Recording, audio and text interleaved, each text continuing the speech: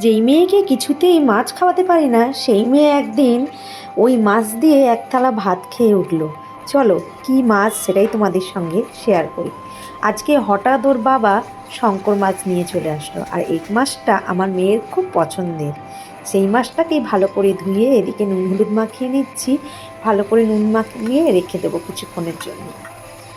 মাছের আলুর জন্য মাংসের মতন আলু কেটে নিয়েছি, এদিকে পেঁয়াজ কেটে নিয়েছি, এদিকে টমেটো কেটে নিয়েছি, আর এদিকে আদা রসুন বাটা আর শুকনো লঙ্কা বেটে রেখেছি, আমি হাতে বেটে নিয়েছি। আর জিরে গুঁড়োর প্যাকেট দেবো, যেহেতু গোটা জিরে নেই। আর এদিকে আমি নুন হলুদ মাখিয়ে রেখেছি। আমি রান্নাটা শুরু করব। কড়াটা বসিয়ে গ্যাসটা জ্বালিয়ে নিলাম। কড়াটা যেহেতু গরম হয়ে গেছে, এবার আমি সর্ষের তেলটা ঢেলে দেব। তেলটা আমার খুব গরম হয়ে গেছে, তাড়াতাড়ি করে মাছটা দিয়ে দিই।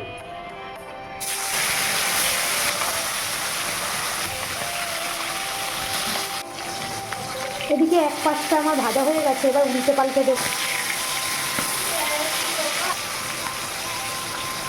এবার মাছগুলো আমি তুলে নেব। বাড়তি মাছগুলোও দিয়ে দেবো। মাছগুলো ভাজা হয়ে গেছে, এবার তুলে নেব।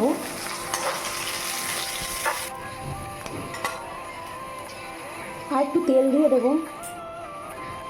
হলুদ মাখিয়ে রাখা আলুগুলো আমি তেলে দিয়ে দেবো। ঢাকা দিয়ে দিলাম তাড়াতাড়ি একটু হওয়ার জন্য। তো এদিকে আমার আলু ভাজা হয়ে গেছে, আমি এবার আলুগুলো তুলে নেব। দিয়ে দেবো শুকনো লঙ্কা, গোটা গরম মশলা, সাদা জিরে, দিয়ে দেবো কেটে রাখা পেঁয়াজ। এবার একটু নাড়িয়ে দেবো। এদিকে ভালো করে নাড়াচাড়া করে লাল লাল করে ভাজা হয়ে গেছে, এবার আমি টমেটোগুলো দিয়ে দেবো। একটু নাড়াচাড়া করে নেব।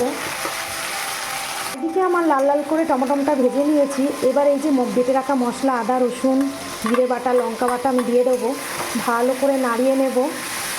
বাটি ধোয়া জলটা আমি দিয়ে দেবো। আর দিয়ে দেবো পরিমাণ মতো নুন আর হলুদ। একটু ভালো করে নাড়িয়ে নেব। গন্ধ যতক্ষণ না চলে যায় ততক্ষণ আমি কষতে থাকবো ভালো করে। আমার মশলাটা কষা হয়ে গেছে, এবার আলুগুলো দিয়ে একটু কষে নেব। আমি গরম জল ঢেলে দেবো। এটা ফুটে উঠেছে, এবার মাছগুলো আমি দিয়ে দেবো। একটু নাড়িয়ে দেব, ঢাকা দিয়ে দেব। এদিকে বেটে রাখা গরম মশলা এবার দিয়ে দেবো।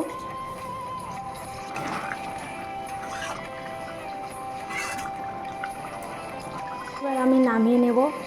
আমার তো রান্না কমপ্লিট হয়ে গেছে, আর দেখো কতটা সুন্দর কালার এসেছে, আর খেতেও কিন্তু সত্যি দারুণ হয়েছিল।